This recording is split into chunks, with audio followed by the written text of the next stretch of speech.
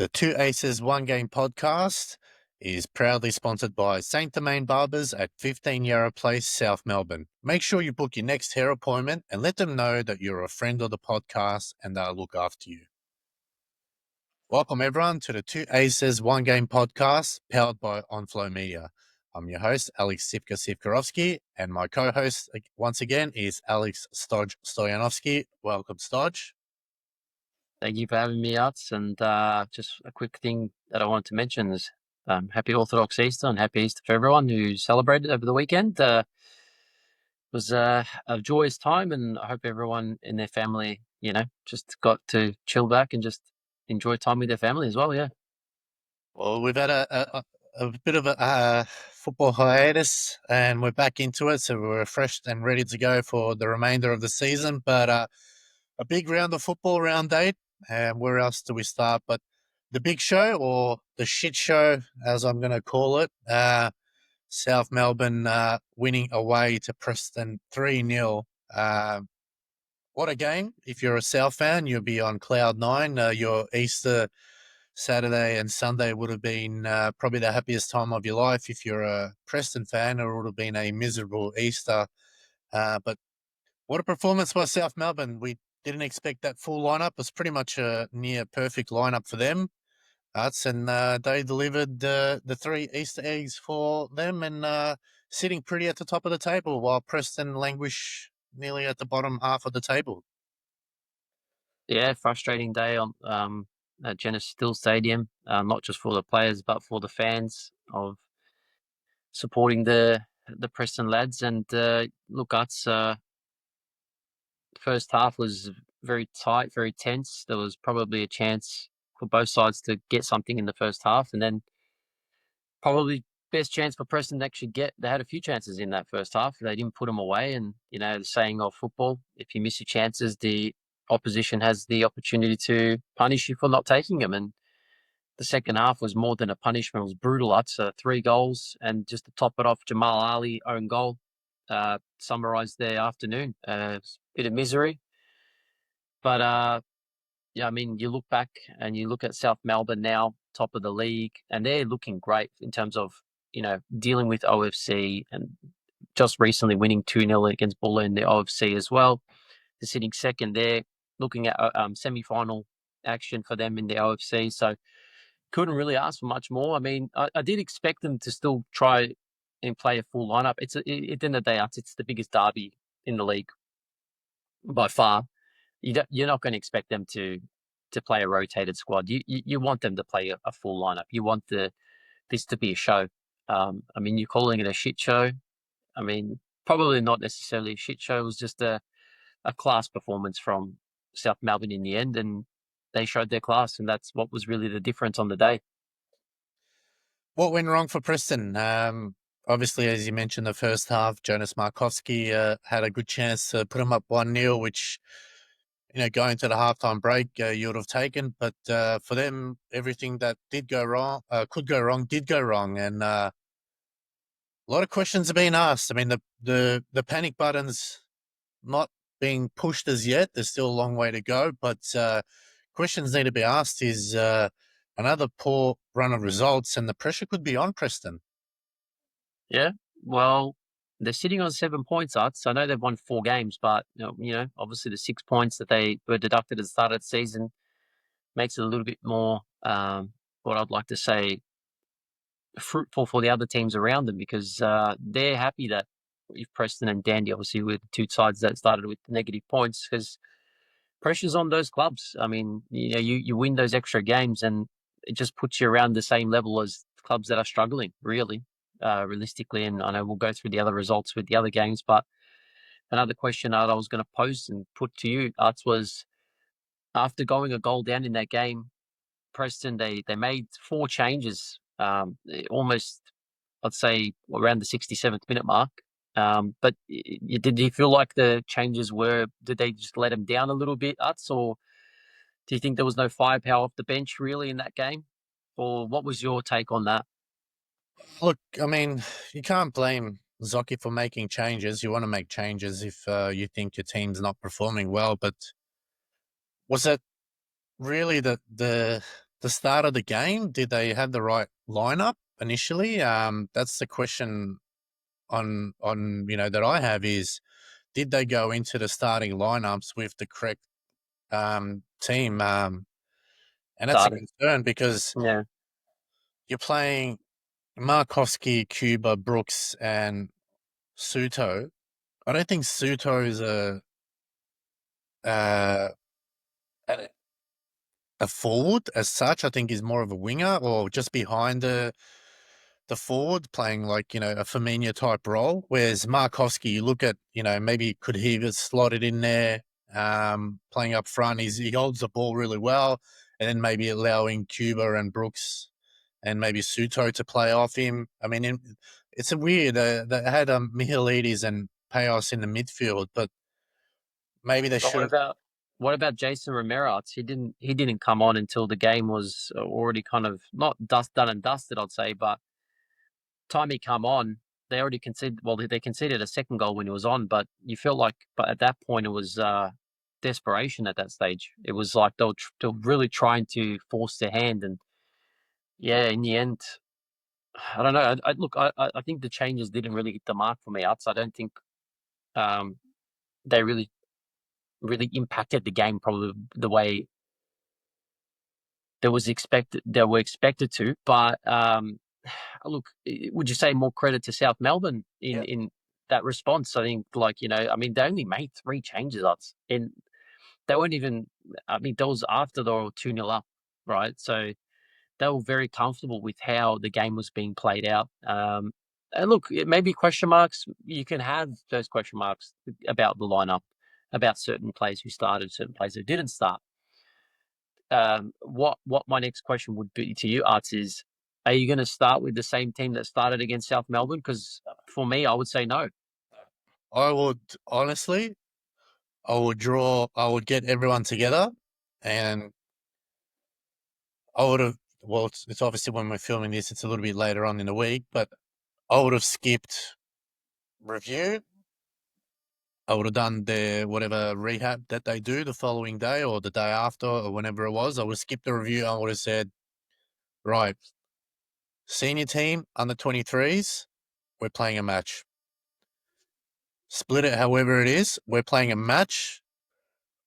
Two over 2 days. We're going to play two matches, 90 minutes, and you're all fighting for your positions. And whoever's still standing at those 2 days, let's say, whatever it is, or 3 days, I know they're playing on Friday, you're starting, regardless whether you've had 8 games under your belts, you've scored 7 goals, or you've played 2 minutes.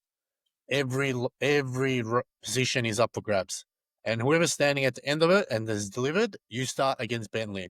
Because now, if I was like, I would draw a line in the sand and say, this never happens again. We do not lose 3-0.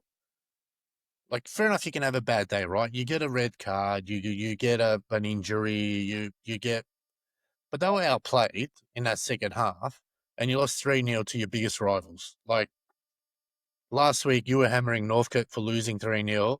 Preston should get the same treatment and be like, it doesn't happen again this season. And we go out and we win every game here to get back into the top four. Because everyone was picking between second to fourth.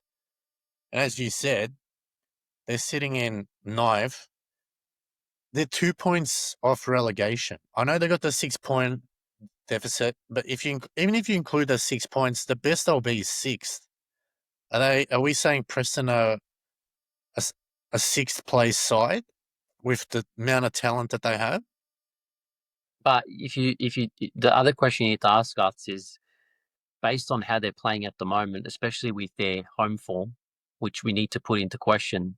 It usually hasn't been a problem, but this season it has, and that's a worry sign because, like, at home where they lost a couple games or they've lost points at home, where you expect them to at least gain or at least at worst get something from them, and they're not.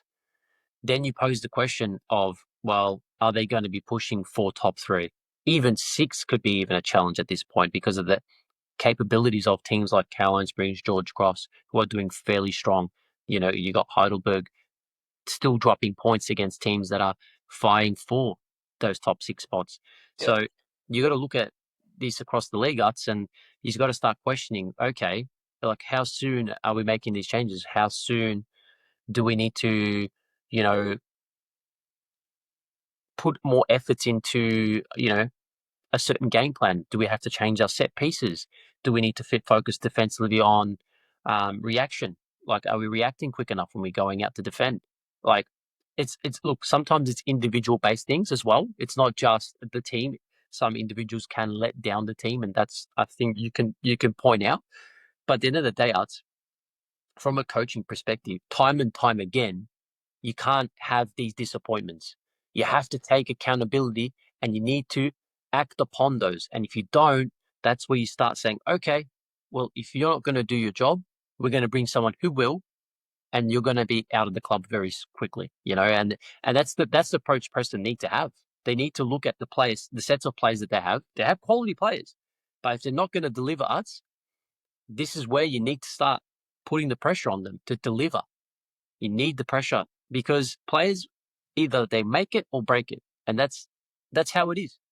When you're playing it in the NPL arts, you have to put pressure on players, and if that's not going to be enough to push them to play at their best, unfortunately, they might not be able to crack it out with the rest of them. And Yeah, that's the I mean, bottom line. their home form, they've only beaten St Albans and Avondale at home. They've lost to Heidelberg, draw against Georgie's, um, and lost to South Melbourne. Now they've So lost two and drawn one. Arts. That's yeah, all. That's I mean, already seven. Yeah, yeah, exactly, your exactly. home, especially Preston, needs to be your bread and butter. You need to get. I get you could drop a game here and there. Yeah, I understand that, but you've Against lost your rivals, darts. Against your rivals, Heidelberg. Heidelberg, another team that's a rival to Preston, Yep. and now South Melbourne. Like that's disappointment for me, Arts. That's on the high side too. Like if you just losing to these games or whatever. Look, yeah, but when a loss is a loss when you see it, regardless. If you lose 1-0, you lose 3-0, it's still disappointment regardless. Like if I was a Preston fan, which I am feeling quite heartfelt about these performances because it's like you expect them to go out there and really do better. And a team like South, who we know they pose a lot of class and quality, but you have the utility in the team to achieve results, but unable to at the moment. You start to question a lot of things, Arts. And I know it's still early doors. Fair enough. We can wait another 2-3 weeks, but then how much longer are you going to wait until you start realizing there's problems that need to be addressed and they need to be addressed as soon as possible? Well, These are the things. the gap to sixth is 6 points. Yep. And the thing is, that's the two things you have to think is like, one, if we stick to the game plan, what is going on as of what they're doing now, it better work. Because if it doesn't, it could go, I don't know, like you said, it could go south very quick, and that's the problem because like it's not like they have breathing room to really drop a lot of games. They don't. They're still within let's just say, for example, Gully win a game, Dandy win a game. Then what? They're right in the battle for relegation. Pretty much, yeah. And if you look at it, they got Bentley this Friday. The week after, they got Green Gully, and after that, they got Dandy Thunder. So you need 9 points out of those 3 games. If you lose one and draw one and win one, it's a massive hill to climb. But look, we won't spend too much time on that. But as we said, credit to South Melbourne. Um, you know, if they were in Preston's positions, I don't think we would have blamed them. We would have said, look, yeah, traveling, obviously commitments, but Sinisa Kalajic has got them purring nicely. Top of the league, clear by 4 points. Second in the table, they just need to get into second positions and they qualify. He's doing a fantastic job, and credit needs to be given to him and his coaching staff and everyone at South. They've set the benchmark, and they are a team to beat this season. They are a team that despite all their travels, and we keep saying, when is it going to drop off? When is it going to drop off? It doesn't look like it's going to drop off. Not that we want it to, but that it gets to a certain point where the travel does hit the players, but it looks like at the moment they're managing everything, and credit to them. We've got to give credit to where it's due, and we wish them all the best in OSC. And look, as it pains us to say it, but they are the best side in Victoria at the moment, and look, they could do unthinkable. And if they win the league and they win OFC, they've won the Australian Championship last week. You've still got Doherty Cup, Australia. Yeah, they could do a clean sweep this season, but plenty of time to go. Anything can happen, and we'll push on from there. Next game, Utz, we'll talk about, which was another talking point, the Handy Thunder Green Gully. I don't think anyone tipped Gully to even get a point out of this, let alone a win, but they were in front up until 95th minute and 50 seconds when they conceded a goal in the last 10 seconds to break their hearts. And you could see the footage at the end. The players were just slumped to the ground because they were literally 10 seconds away from getting their first win of the year. It's the Dandy game was, yeah, look, I thought it was an own goal. They credited the goal to Maniac, but that was 100% an own goal. I mean, I watched it back a couple of times. I'm not sure how they gave that to like Maniac, but if you're Maniac, you're laughing. You're getting the goal. So, yeah, I mean, Gully again, Nathan Sims looked like it was going to be a final first game of the season where they get a win, but yeah, I mean, they kind of, I hate to say it, it's a bit cliche, but it's summing up their season thus far, really. Green Gully, just things that just go from bad to worse. They just can't get anything. No rubber the green at all. I mean, I know their name's Green Gully, but they're not getting any greens at the moment. Us, not in the sense of rubbing either. So, unlucky for them that weekend against Dandy to go there. They're 1-0 up, and then 95th minute, bang, Maniac comes in, gets a goal. Yeah, you got to feel for the Gully boys, especially the way they conceded. You thought for a second that was going to be their first win of the campaign. They moved to 5 points. They moved past Dandy, but you know that's just the way the cookie crumbles. Sometimes that's you look at your opportunities in that game, and if you don't say switch on throughout the whole game, and you concede in the last minute, you got to take that on the shoulder or take it wherever it needs to be taken. And yeah, it's a tough story with Gully now. I don't know what to think Arts with the Gully. I just think that they're probably going to get relegated at this point. It's like it seems a bit doom and gloom, but I just don't see it with them. Else, like I don't see any fight. I don't see any composure. I mean, if you say they've fought, at least if you're fighting to get wins as well is the most important thing because they're not getting anything out of 8 games.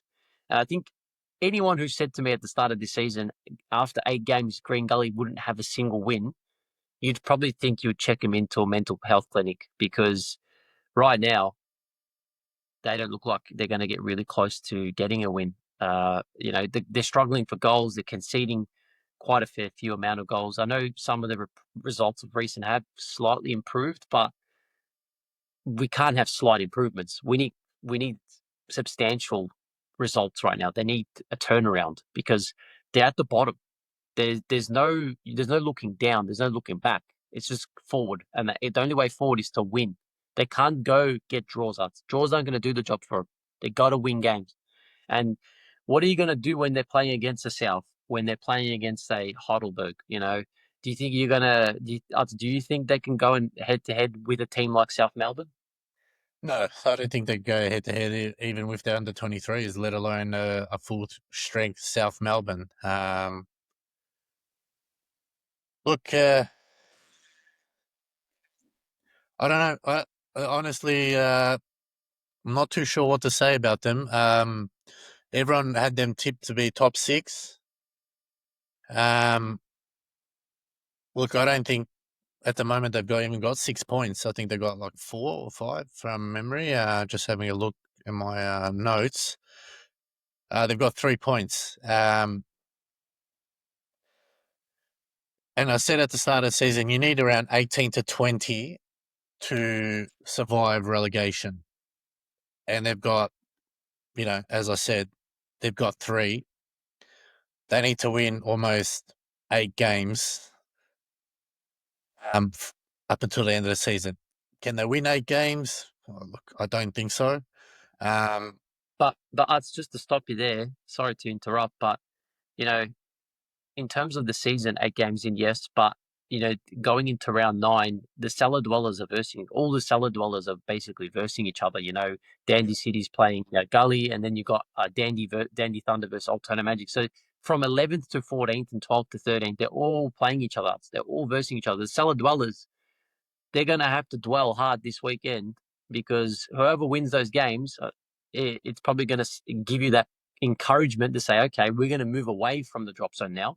Whereas the teams losing these games, they're going to be like, shit, we are under the pump. We're under the cosh.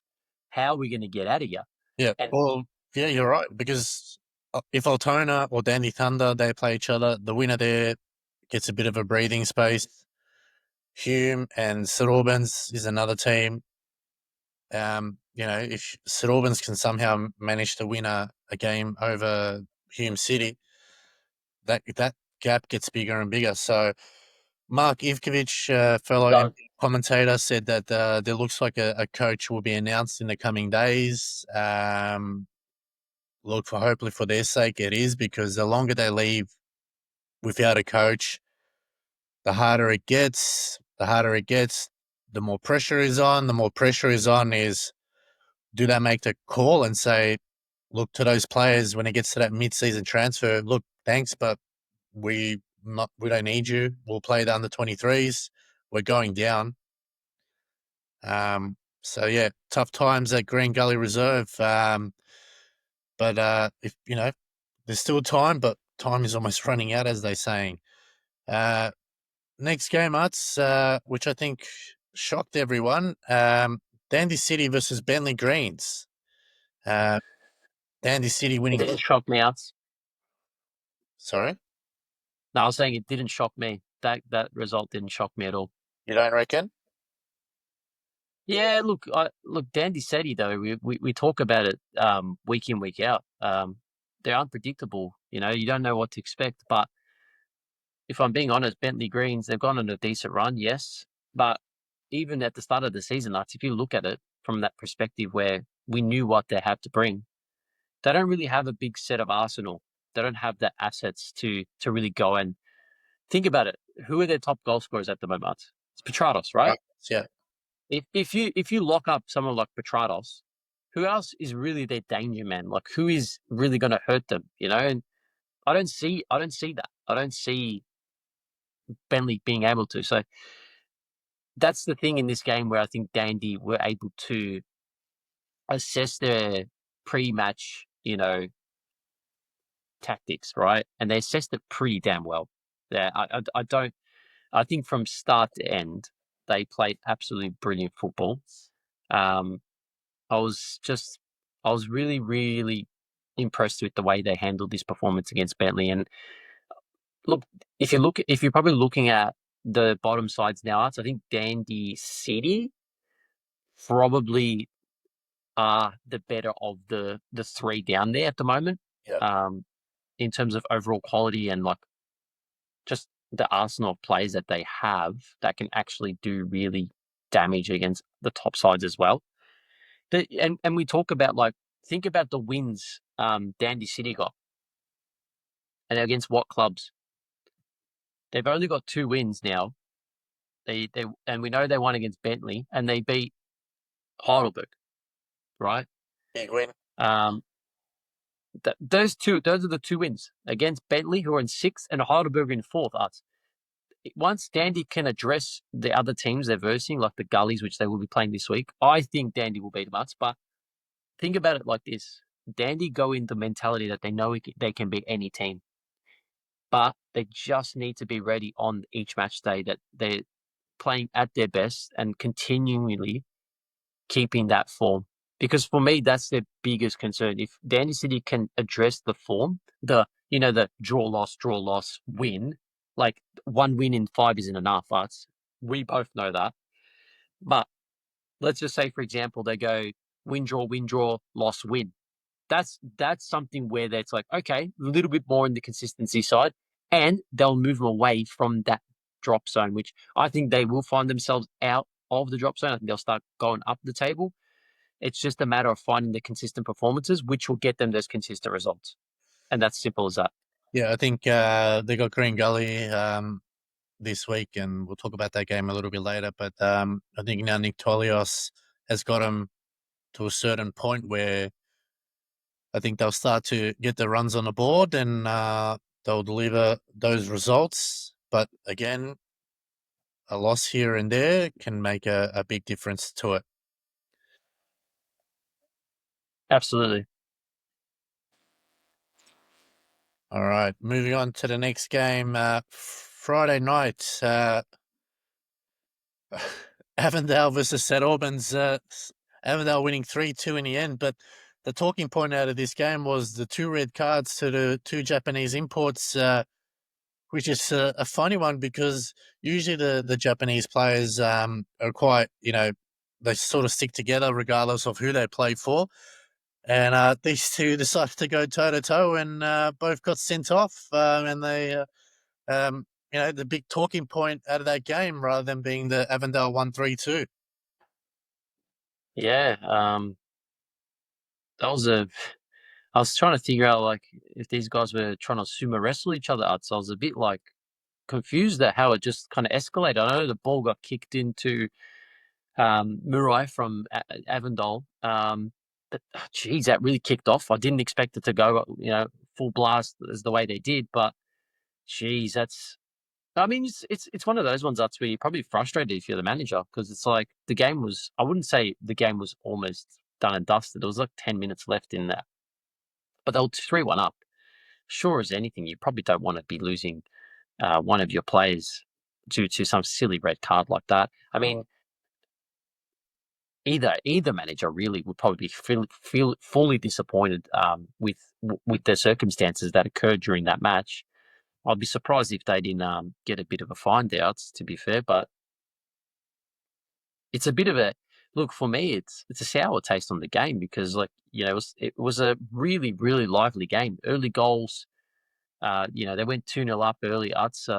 Max Green and Bruno Fornaroli. Beautiful finish by Fornaroli, by the way. And a shout out to him because he's really spurring on Avondale when you seem like they're not going to really score goals. He would just pop up with some nice finishes, like really class, and always there at the right time. And another shout out to Joshua Gulevsky because Gulevsky got the double that game, and I thought he played quite well. He was a threat throughout that game. He was very much a threat throughout the game. So kept it pretty close towards the end, obviously, but it was a little bit too late after Mariah got the third for Avondale.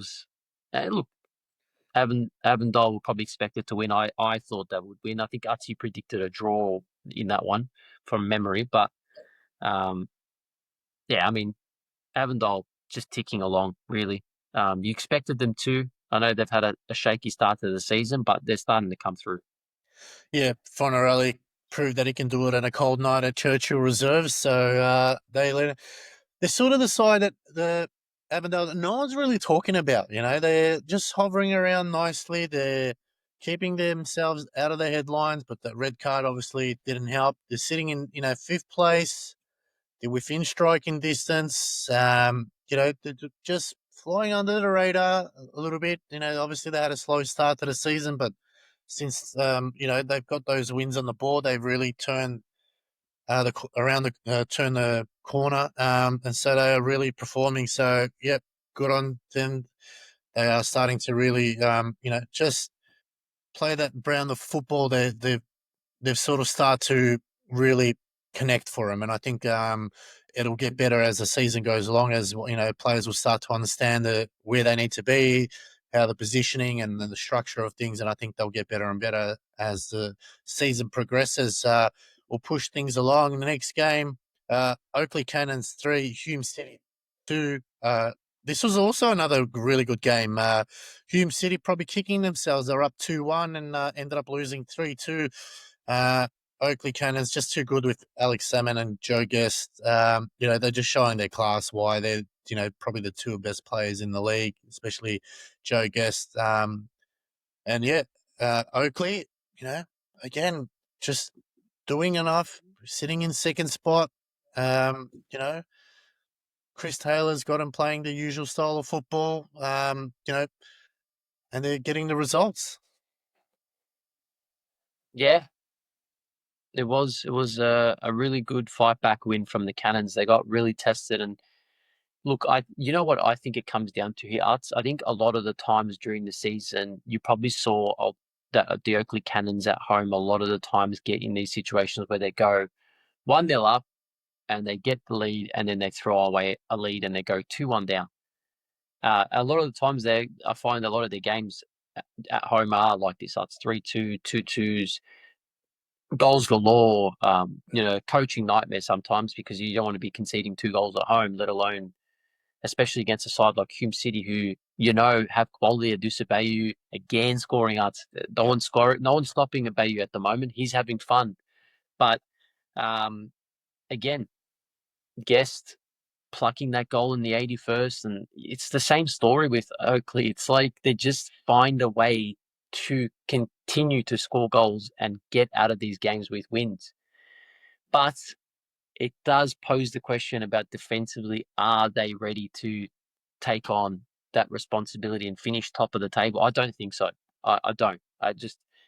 There's too many issues defensively for me from the Cannon side to be able to, pinch a spot off like South Melbourne. I think South Melbourne are better defensively, and that's just the little brother picking on the big brother. Sometimes that's what it comes down to. But yeah, look, if Oakley can focus heavily on improving that defensive record, especially at least at home, Arts, you want them to at least create a fortress when you go to Oakley's ground. You want to be actually going there thinking, shit, Jack Edwards Reserve is a hard place to go to. Like they are like a fortress. We can't go there and get anything. But I feel like clubs go there and they actually feel like they can go and win. I think Hume City at the end of the day, they'll take their negatives out of the game, but overall, I don't think that's a setback for them. I think it's just a learning curve because they've had a very substantial improvement compared from last season to this season. They're sitting in third, equal second if you want to be, exact. There's only a 1 goal difference between Oakley and themselves. But you know, I think this one also, I think, will sit in the memory of the players, and they can use that as motivation going into the next game week. Yeah, I think, look, Hume, they've conceded 5 goals in the last 2 games. I mean, they've won one and lost one, but Hume really need to get their defense sorted. Oakley, again, yeah, you're right. The defense, but every year they seem to recruit a defender in that mid-season transfer. We've seen, they always find that A League, ex A League player that just slots in and does the job. But Oakley, like you said, sitting second. I think they can still get top spot. It's not out of touching distance. They are 4 points off, so it's not a huge gap. But again, like you said, there's Hume and Heidelberg behind them, and then you've got another 3 teams: Avondale, Bentley, George Cross on 13. So look, from second to 7th is 1 point. Yeah, I was about to say that That's too. huge. Yeah, Like, you're right.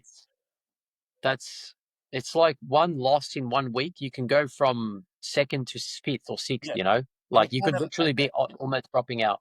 Yeah, you can't have a bad game. Like if you're losing, you either try to draw or win. Like you can't afford to lose a game. So very tight at the top, which is great to see. It brings out the best of players. We'll go to Melbourne City and the 21s versus George Cross. George Cross got off to a great start. Leo Mars is again scoring another beautiful goal. But the talking point of this game is Beckham Baker's won the goal, and it got him at 1-1 draw. Speaking to Eric Vasiliadis, you can check that on my YouTube page, the interview there. He thought they probably could have got all 3 points, and I think so too. Watching that game, I think that, all right, they had an offside goal. They had a couple of chances that didn't go their way. But George Cross will probably be disappointed that they didn't get 3 points here. Yeah, you could probably look at it like that. I mean, you can't take away the goal from Beckham Baker. I mean, that's absolute class. I mean that's potentially got one of candidates for goal of the season. That's just the quality of the finish on the first time cross. It's right in the corner. It's pigeonhole material. It's something that kids of his age would want to score something like that. It's really amazing to see such a young talent in Beckham Baker to achieve what he's doing at the moment. And if he continues in this vein, I can't imagine him not going to Europe and continuing his career over there because he's an absolute star at the moment for the Melbourne City uh, NPL team, at least. But from a George Cross perspective, 1 point. Yeah, they're not. I know they're not too disappointed about leaving with a point against a very strong outfit of Melbourne City, who they, as of recent arts, we can both say they haven't lost in their last, I don't know, like the last 5 games they haven't lost. So I know they've drawn 4. I think I'm actually very surprised at how many games they're drawing. They just seem to be able to get something from every game. Um, but I mean, the only thing I will say from George Cross is like when you are winning a game, you do feel some sort of disappointment from not getting the win from it. You always think like when you're in an advantageous position where you're winning the game, the opposition needs to come out to try and win and get a goal back. It, for me, at least, watching George Cross, it suits them a little bit more. The only thing I will say, Art, they just need to be a little bit more aware of uh, like spatial awareness between individual players because that's the thing that will kill them when they play sides who are very organized offensively. Spatial awareness is what I'm saying, like getting into spaces where if the ball drops in a dangerous area, they need someone to be there covering that. So like Beckham Baker hit it the first time. That could have been blocked off if the spatial awareness was picked up sooner, right? Because if that cross comes in, the play is closer to Beckham Baker. I don't even think he gets a bit of pressure on him and he's going to miss that. So, and the thing is, like, we saw him against the Northern Saints and, like, they get a goal up and you don't want them just to sit. So I think the most dangerous thing with George Cross is when they go out there and they play a full 90 where they just want to continually attack and get the goals. They look so good. They look so good. They can really, like, put it up with the other teams in the league, like any of them, it really evens out. But when they play a bit safe, that's the riskiness of where I think they sit back too early. Maybe else. I don't know if you see it that way. I think it's sometimes sitting back too early can invite the pressure. And if you make one small mistake, Arts, and you saw it, you make one small mistake, you equalize, the game changes. And I don't want to see a team like Carolyn Spring George Cross really go into their shell. I don't want to see that. I want to see them continuing. I don't They've think got the players, Arts. They've they ever got go really good back. quality out there. Yeah, I don't think they ever go back into the shell. I think it's more so is game management.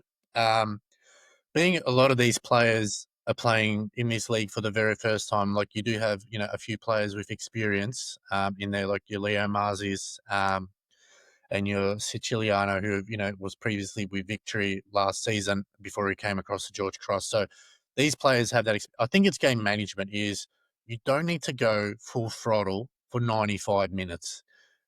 You need to manage it like, all right, we've got the goal.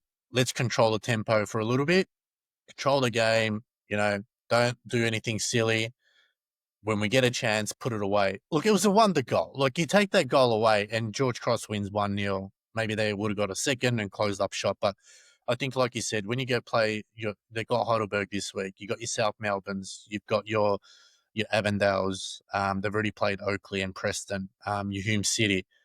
It's about managing that game, making sure that you manage the moments. I think that's what it is. It's moments in that game where you manage it and you do it. And I think as the season goes, I'll be a lot better. Look, they've only lost 1 game on the road. They've drawn a few. They've won against Gully. So look, they're sitting in a very good position. If they won that game, they were in second place. So that's where they were sitting at. But again, that's how tight it is And that they you have to win and take your chances, and you have to manage the game. And I think for them, they will get better at it. And this is the biggest test this weekend. But we'll move on, Nuts, to probably the surprising result of the round. Heidelberg 2, Altona Magic 2, Garang scoring in the last kick of the game to make it 2-2. That's a massive point for Altona Magic. A rescue show in the end. That's the Magic boys providing some magic on a Saturday afternoon, really, for Ethan Rigg, who was commentating that game. I think he would have loved it, and I think all the Altona Magic fans would have, the Varda fans as they call them, would have loved that one. That's 2-2 against a very strong Heidelberg outfit. And yeah, look, questions probably around Heidelberg defensively on that day. Switching off in the last few moments in that game at least. But really, like, I don't know, like when I see Altona Magic, I don't see a lot of threat from the attacking point of view. Like I do think that if you're resolute and you're strong defense, you can keep them locked out. That's what I've seen in recent weeks, but we've seen teams like Heidelberg now start to slip, and I think it probably goes to show there's a lot of pressure ups in these games. Players, like we said, managing the moments, and Magic there getting another important, really big point. I think that's the positive for Magic. They're still able to compete in these matches. This is their third game now where they've drawn. They drew against we saw against Melbourne City a few weeks back, and then the draw against Gully at home, which I think they'll probably be overall disappointed about. Whereas with this one against Heidelberg, I think this is impressive. You know, they not just once, but twice able to come back in those games. You think like after going a goal down and then getting the equaliser, you think after they conceded again, you thought, nah, no chance, right? You think Heidelberg will probably get another third or a fourth potentially, and to come back late, and that's credit to the coaching staff. But I think changes came in where they needed to, and the game was kept tight for long enough so that it got to the last moments of that game, and they rode their luck a little bit, but they got something in the end. And that's, I guess, that's the main thing. Magic tick along 1 point, keeps them out of the drop zone. And against a team like Heidelberg, you probably didn't really expect them to win or even get anything from it. But they walk away 1 point. On the other side, Heidelberg, disappointing as being twice up in the game ups against a side who I think they've had the rub of the green over for quite a long time now. They've been the better sides over the years against Altona Magics, and again, a lapse of concentration in the last minute costed them 2 points. They really should have got the 3, but they only got the 1. And they equal with second and third of Hume and Oakley. Yeah, they could have been in second place, 2 points behind South Melbourne, but well-earned point for Goran Lazanovsky and Magic. I don't think anyone gave them even a chance at it, and they managed to get a point. All right, moving to VPL1, the Chaos League, and Arts kick things off. Northcote City versus Manningham United in what was torrential rain. We couldn't even see the game, so we had to rely on your call. Talk us through this one, or from what you could see. Yeah, it was a tough game to do, to be honest. I was under the shelter where the Manningham changing rooms were, but just difficulty because of the wind coming across the ground. It was literally blowing with the rain into me. I had my paper, so I had the paper on me. I kid you not. At the end of the game, it was absolutely drenched. It was wet as anything. Yeah, I mean that paper ended up going straight in the bin at halftime because I couldn't even read the names anymore. So yeah, look, it is what it is as a commentator. So you know how it is. Scaffoldings or wherever you are, if you have torrential rain or if you have any sort of rain with some wind, you better have some umbrellas or spare change of clothing. But yeah, I mean, look, overall, that game was an entertaining one. But I felt like Northcote City were in control for most parts of it. The first half, at least, they played a really, really strong low block. Manningham United weren't moving the ball quick enough to really cause any havoc. They were going down the flanks, but even then, wasn't really any key opportunities in the first half. In the second half, they looked better, but with the chances they did get, Juan Garcia was one of those ones where he had a great opportunity to level the game. Unfortunately, missed that, and then no, moments later after Jonesy came on off the bench for Swaby, he played Sir Dennis down the line, Jojo Sir Dennis, and he played a nice little ball into Appleton, who off the bench got a second in the 87th, and from that point he felt like he was sewed up already. So yeah, look, overall, if I was Manningham, um, it is disappointing to lose at home. You want to win those games, especially ones where it's top of the table clashes. It's the big ones in the Chaos League. You want to win them, or at least get something from them realistically. But look, fair credit to Northcote City. They went there. Casper Hallam getting the first goal in the 23rd minute. And then Zach Appleton finishing it off for him, and capped a really great performance from them on the road. And just a quick credit to Manningham United and the people who were there helping us out. Also provided us with some nice goodies at halftime. So we just want to give them a shout out to the lovely people of Manningham United. Definitely go check their ground out and go watch their games and support them if you have a chance. They're a lovely club, and I wish them all the best for the rest of the season too, Arts. But Northcote City this time, they get the spoils. And just looking into next week, they're versing Port Melbourne. And I was talking about my backyard, Arts, so we can go straight into that one. What do you say? Well, Manningham have now lost their last two games, three if you include their Doherty Cup. So for a team that was in second place at one stage, at the moment, they're currently sitting all the way down in fifth. So, very, very, it can change in a space of a couple of weeks. But moving on to the game that you mentioned if Port Melbourne and FC Melbourne Serbia played in your backyard, you still back Melbourne Serbia. Well, they must have been playing at someone else's backyard, because Port Melbourne have got their first win of the year, a 1-0 win against FC Melbourne Serbia, and that's might have to wipe the coloured eggs off your face on this one. Yeah, look, yeah, fair enough. Legrand got the winner for them in the 47th minute, Uts, and I was shaking my boots at Petty's reserve anyway because I was standing in the rain, so probably a bit of come up for me.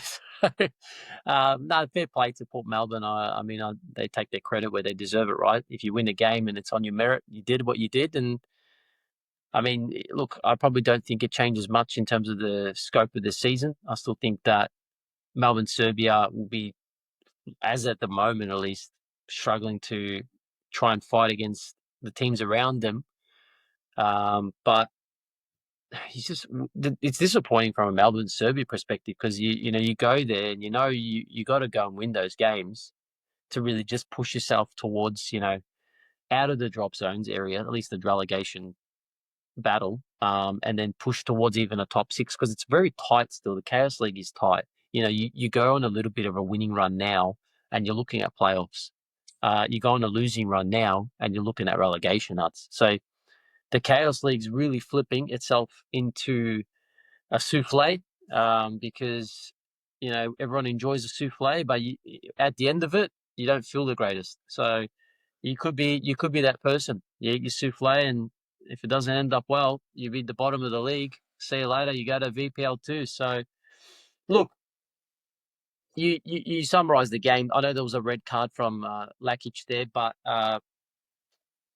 overall, you got to be disappointed. I know you would be saying the same thing from an FC Melbourne Serbia perspective. Absolutely, absolutely. I mean, you can't be going to Port Melbourne's patch and not getting anything from the game. I know that's one thing that they'll probably take away from it disappointed, but 8 games in, 2 wins, 6 losses. It's not been the start they would have really wanted. And there's still a lot of games ahead, but the pressure's mounting. The pressure's really mounting for Melbourne Serbia. They don't want to be in around the bottom with Lang Warren, with Port Melbourne.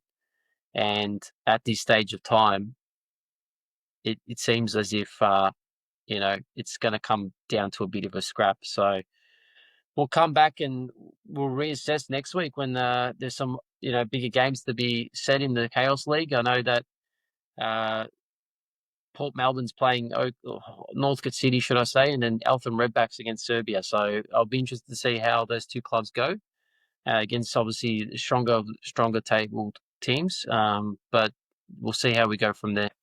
Our next game is Bulleen versus Western United. Bulleen winning 2-0, so they've started to go on a bit of a run now. Arts Bulleen, a good result for them. They're really starting to get a couple of games under their belt, and at one point they were looking at, just being in that relegation battle, and they're currently in 7th spot, and really another win for them. They could go up as high as 4th, so a good turnaround for the Lions. Yes, Uts, and they're doing the bit of a jig, like the bullying flavors there, and I'm loving it. I'm absolutely loving those games. The Brazilians and the South American flavor they got there, it's working for them at the moment. Uts, they've got some big ins coming back in, and the Lucas Vazes, the Assam Sals, they're giving that club, they're reviving it at the moment. Uts, they're big wins, they've turned it around. We said they started slow, and we also said they needed to address the home form. They got the win at home now, so they must be listening to us. They must be listening to the podcast each week, I guess. And really, look, I'm not shocked because I assessed them at the start of the season. I thought they have a lot of quality. They started. We both know they started horribly. Probably not the start of the season we didn't expect from Bulleen. We thought they would be a top 6 side. But they've really brought back their season ups. So 8 games in, they're sitting on 13 points. And on the other hand, we're looking at West United. They actually really started the season really well, Uts, but now they're going in the opposite direction, the direction that we predicted them to go into. So, um, gosh, yeah, it's one of those ones where if West United aren't careful now, Uts, they could find themselves down there. There's 4 straight losses. 4 straight losses. That is a tail of their season from high to what we like to call now low lows. Well, Two, if it continues, like you said, they're within touching distance of relegation. But look, good on Bulleen. They did what was required. We'll move on to the next game. Eltham Redbacks versus North Sunshine Eagles. The Eagles, unfortunately, having the lead once again. Arts, they were leading 2-1 up as Aiden Old scored in the 62nd minute, but then Usul and Billy Romas scored, and Eltham continued their winning ways. And a big result for Eltham, a big loss for the North Sunshine Eagles, as they are really hovering in 11th spot. They're just not in the bottom 3 by goal difference, really. yeah, it's a bit of a different story with North Sunshine compared to the teams that are around there at the moment. It's the crazy thing is, it's if you look at their season thus far, uh, a lot of the times they're losing games from winning positions, Yeah.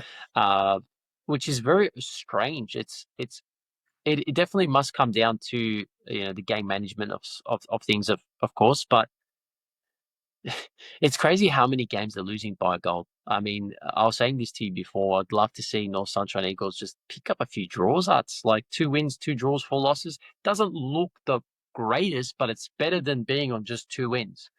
And goal difference wise, they wouldn't be on -4. They'll probably be on -2, right? So um, it's a frustrating season for North Sunshine thus far. Really has been. Getting wins against Port Melbourne, I'll tell you what, even that game was a struggle. They didn't have a lot in it, and that really come down to just a situational moment in the game where they were opportunistic about it, and they were able to grab the goal at the most vital time in the last 10 minutes of the game, and they held out. And here, unfortunately, they weren't even able to hold out for a point. If you look And that's the Chaos League. Yeah, if you look at Eltham result, you look at Melbourne Serbia, and I think there was another game or two. They could be really up to fifth place, even or even 4th. So yeah, North Sunshine, no draws, as you said. A couple of those going into draws, a couple more in the win column, and it changes the story. But look, they're really struggling because from 10th to 14th is 3 points. And, Port Melbourne, we may laugh at them. They've only got the one win. But they get another win here and another result and a draw here.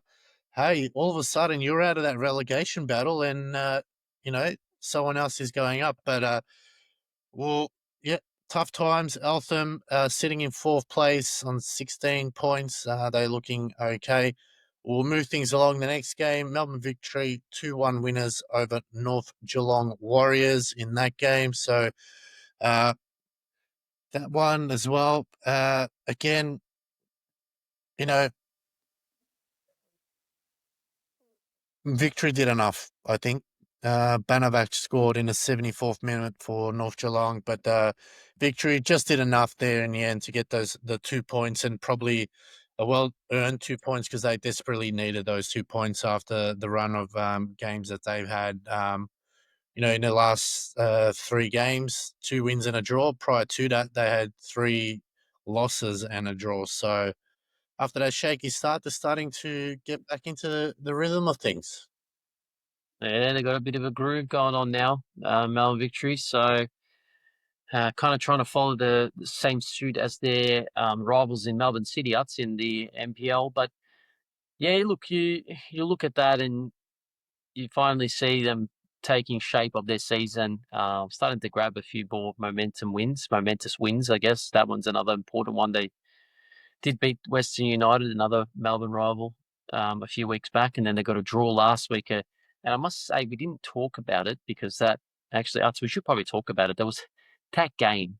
They were 3-0 up 3-0, against Langford. 3-0 and up 3-0 and you draw three. Oh, yeah. Look, I mean, Like, a lot of people would have tipped oh, it to be automatic relegations. They are currently 10 points off Northcote, and they are currently 4 points off North Geelong Warriors. So, it's but to sum up that game from 3-0 up against Langwarren, like three words really summed that up. Shat the bed. You agree with that, surely? yeah, you're not. They did a AC Milan 2005 Champions League final. You're up 3-0. You pack it up. You shut up shop, and you lose, and you come back at 3-0. So credit to Lang Warren for that game. But this one, I think they've learned their lesson. They did enough. They got the 3 points for them to just move along to the next one. And then the final 2 games, Melbourne Knights 3-0 over Brunswick Juventus. The Knights train is just humming along nicely there. Uh, the Knights once again just absolutely punishing Brunswick Juventus and Brunswick City, sorry. And yeah, good result for the Knights, 3-0. Um, you know, really they're starting to really start putting in some solid results, and Mick Calandrella has got them playing some really good football. Yeah, Michelangelo Calandrella. I did see him. It's at the Manningham United game. Really? So I did. He popped in. I just saw his head and I was surprised. I wasn't surprised actually. He was scoping out Manningham. He probably wanted to see what they're working with. But you know what? I'll be honest. He probably didn't even need to. To be fair, could have just watched it on the stream.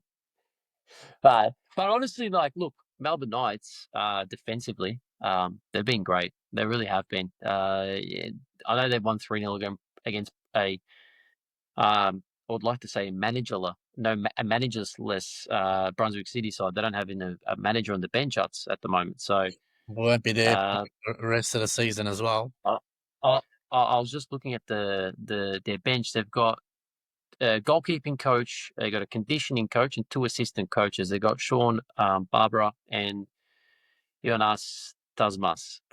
Yeah, so there's 2 assistant coaches, and I don't know. That's 3-0 loss at home. And I hope they have some other coaches in there because they're going to need them. Because that is I wouldn't say pathetic, but that's a tough result to take at home. It's 3-0. Jeez.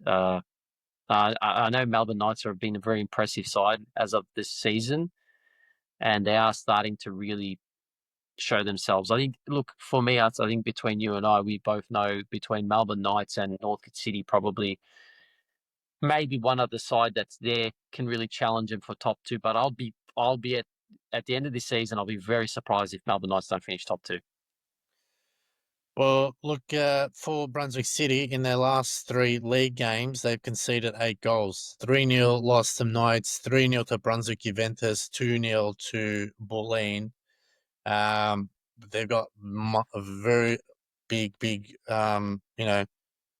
they've really got to work out their defence and their other wins. I mean, other than their 5-0 win against Port Melbourne, haven't been really convincing. 3-2 against Melbourne Victory, which they, again, and in Doherty Cup, they played more than the Eagles, 3-0 there. So their defence rattled at the moment.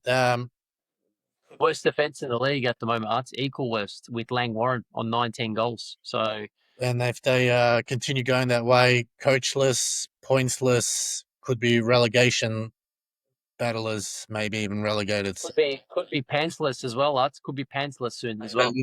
They lose another a game 3-0. We'll talk about the games coming up shortly. There could be some warning signs there, and maybe decisions need to be made. We'll go with Friday night Brunswick Juventus 3, Lang Warren 0. This one, Brunswick Juventus just were far too strong in the end. 3-0 victors. Some really good performances from Brunswick Juventus. They're really starting to click, and Anthony Barbieri has got them playing some really fantastic football, and they are really starting to deliver the results in spades. Yeah. No, they've been impressing. They've been ticking along nicely in the Chaos League. Brunswick Juventus currently sitting in second, 9 goal difference, and really pushing for that top spot.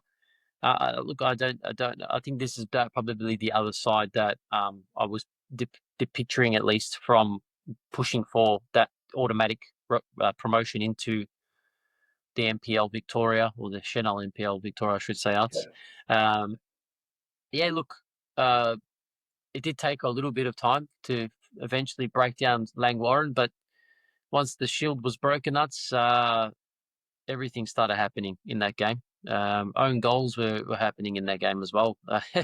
I mean, they were gifted a bit of a goal in the 53rd as well. But look, um, yeah, I mean, after Calandrella left Brunswick Juventus, I was curious to know who would come in and do the job, and I must admit, I know you would know more than I would, at least. I was very happy with their decision to get Barbieri in, because at the moment he's doing a great job for the Brunswick Juventus faithfuls, and I think they got the right man for the job, at least for the time being. Us. 4 straight wins, 5 if you include the Doherty Cup. So they're looking very, very good. We'll go through the tables, and then we'll go through, obviously, the games for next week. We'll start with VPL. Northcote City on top on 21 points. Brunswick Juventus in second on 18 points. Melbourne Knights in second on 18 as well. Same goal difference with Brunswick Juventus. Uh, Eltham Redbacks in fourth place on 16. Manningham in fifth on 15. North Geelong Warriors in sixth on 15. Bully Lions seventh on 13. Melbourne Victory eighth on 11. Western United in ninth on 9 points. Brunswick City in 10th on 7 points. North Sunshine Eagles in 11th on 6. 12th is Melbourne Serbia with 6. The goal difference there separates them. Lang Warren in 13th with 5, and Port Melbourne on 4 points after getting that win. NPL Victoria, South Melbourne first with 18 points. Oakley Cannon second with 14. Hume City in third with 14. Heidelberg United in fourth on 14. So goal difference separates from second to fourth, only 1 goal difference. Avondale fifth on 13. Bentley Greens on sixth on 13. George Cross in seventh on 13. Goal difference separates them as well. So from second to third is 1 goal difference. From fourth to seventh, from fifth to seventh is 2 goal difference there, but same points. So if you lose this weekend, you could be in trouble. Melbourne City in 8th on 11, Preston in 9th on 7, St Albans Dynamo in 10th on 7, Altona Magic in 11th on 6, 12th is Dandenong City with 5, 13th is Dandenong Thunder with 5, and Green Gully in dead last. No wins on 3. Look at the games next week. We'll start with VPL Arts. Lang Warren versus Bulleen Lions Friday night. Who's your tip for that one? Yeah, the red hot Bulleen Lions. They've been looking really good, and I can't imagine them not winning this game. I'm hoping for some more Brazilian flair on that game, and I'm going to go for a 2-0 win for the Bulleen Lions. 2-0. I'm going to actually go 3-0. I think the flair of the Brazilians with Awesome Sal, Lucas Vaz, and a few others will definitely do the job. Melbourne Knights versus Manningham United on Friday, 8:30 kickoff. Who have you got there? You're hard to put past Melbourne Knights at home, outside, and defensively they've looked really good after their win against at home 2 weeks back against Northcote City, 3 goals to nil, and then another 3-0 win followed up on the road against Brunswick City. I just find it hard for Manningham United to really come to Thompson Stadium and get something from it. I'm going to go for a 2-0 win, Nuts. What about yourself? 2-0 to the Knights, you reckon? Yes. I'm going to go Melbourne Knights 3-0 and give Manningham their third loss as well. So the Knights doing that. Northcote versus Port Melbourne. Oof. This one, that's another Friday night. Who's your tip? This one's they're playing at John Cain Memorial Arts, which is technically not my backyard, of course, but Northcote City should win that game, and I'm going to go for 5-0 Arts. 5-0. I think it's going to be a shellacking. I reckon I'm going to Uh, go 3-0 on that one. I'm going to go for a Suave hat trick. Suave hat trick. Ooh, interesting. Uh, And he's going to do some Suave after that, Arts. will. The next one, North Sunshine Eagles versus Melbourne Victory. Uh, I'm, how do I'm you, going to be on that game. 3 o'clock kickoff? 3 o'clock tip-off. Finally back at Larissa Reserve. So they're back at home, Arts, officially. And I think this one is going to be a North Sunshine win. I'm going to go for 2-1. One. I'm going to go North Sunshine 2-0 on that one. Okay. Next game, North Geelong Warriors versus Brunswick Juventus, Saturday, 5 p.m. kickoff. How do you see this one? Yeah, this is going to be an very enticing game to watch. I think that both sides will really just push each other to the limits in this game. I know North Geelong Warriors have defensive frailties at times, and I think that's what's probably going to expose them in the end. I'm going to go for a 3-2 win from Brunswick Juventus. 3-2? Yeah, I had the same actually, 3-2. Melbourne Serbia versus Eltham Redbacks. I think Eltham are going to win this one 3-1. Melbourne Serbia, What? yeah, in a spot of bother at the moment.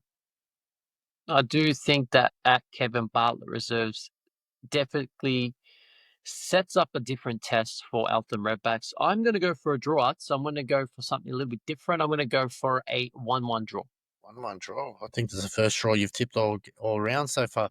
And then the last game, Yep. Sunday, 3 p.m., Western United versus Brunswick City. Who have you got? Managerless us, a managerless. They're playing with assistant coaches or less assistant coached for Brunswick City. So I think that's gonna. I think there's just too much going on for Brunswick City at the moment. Their club's in the headlights for not the good reasons that's at the moment. But I'm going to go for another draw. I'm going to go 2-2. 2-2. I'm going 3-0 Western United. So Okay. I think it's Western United will be too strong down their training park. NPL, we've got Friday night, Bentley Greens versus Preston Lions. Who have you got there? Yes. So again, Kingston Heath Soccer Complex. Sorry, it's going to be a great game. I definitely think this one's going to be one of those ones where you think or expect Preston to win, but I do think Bentley's going to make it very difficult for them.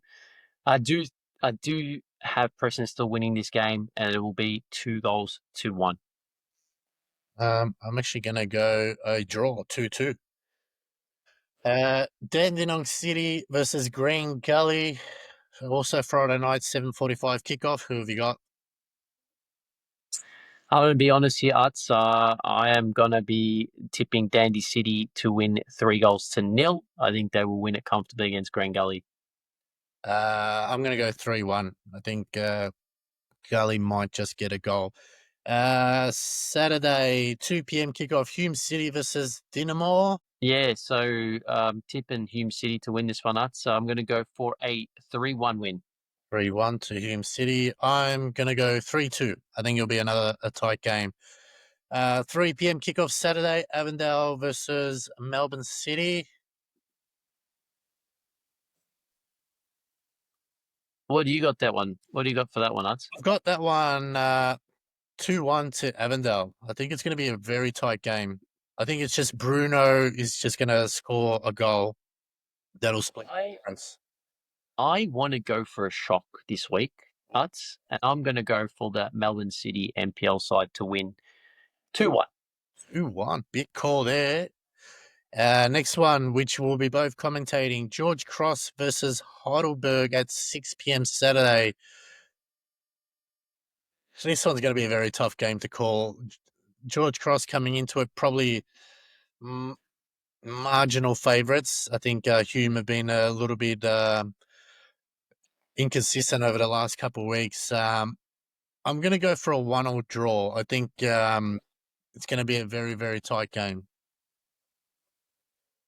I I think there's going to be a lot of goals in this game, Utz. I don't know what tells me that it is, but I just feel like there's going to be a lot of goals. I'm going to go for a 3-2 win, but for the home side in George Cross. George Cross 3-2. Ooh, big call there. Interesting.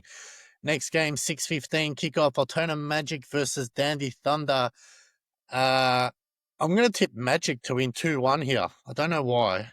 Every single time I've tipped them to win, they lose. So I don't know why I keep saying they were going to win. But yeah, I think 2-1 to Magic. Yeah, I don't know. Something about when they play at Paisley Park, it just things don't go right for them. I'm gonna, you know what? I'm gonna be a little bit boring here, so I'm gonna go 0-0. I think this gonna be a really boring game, Very be a 0-0 draw with shitty weather there. It's going to be an ugly game to call. Feel sorry. especially with the wind. If the wind comes in that game, it's gonna be a horrible game. But just it's really it's not horrible in the sense of the quality. I just think horrible in terms of like having to deal with that. I guess extra conditions of having to play against the wind and I guess the game being going to be very tense. It'll be a tough one. I think both teams will find it hard to break each other down. That's my concern in this game. So I do suspect it'll be a if there is a goal, it'll probably be just one in it, if that. Yeah. And next game, Greek Derby Sunday, 3:30 p.m. South Melbourne versus Oakley Cannons. These two teams do not like each other. I've tipped South to win 2-1 on this one. I've tipped if you mention Civ at the door, you'll get us with lucky. So we'll go for a 1-1 draw at the Lakeside for that one. I'm going to go for a each side will walk away with some sort of luckies, and they'll be happy at the end of the day. Yep. Well, let us know your thoughts in the comments below. Who do you think's going to win? We'd love to hear from you. Keep supporting us. If there's any sponsors out there that want to continue to jump on board and assist us anyway, and players, we'd love to hear from players, coaches, administrators. If you want to come on, we'd love to have a quick chat with you. But we can't thank our sponsor. Without them, we couldn't have bought you this telecast. Saint Domain Barbers at 15 Yarra Place, South Melbourne. Make sure you book your next hair appointment and let them know you're a friend of the podcast and they'll look after you. Well, Stodge, another big week coming up. We're on, as we said, on Saturday. George Cross, you're on the North Sunshine game prior to that. Thank you so much for another great evening and another great tipping round. And yeah, we'll see you on the weekend. Thank you for having me, and we're going to start a GoFundMe page, guys, for Sivka and his internet. So hopefully we can get him some nice goodies. Yeah, thank you.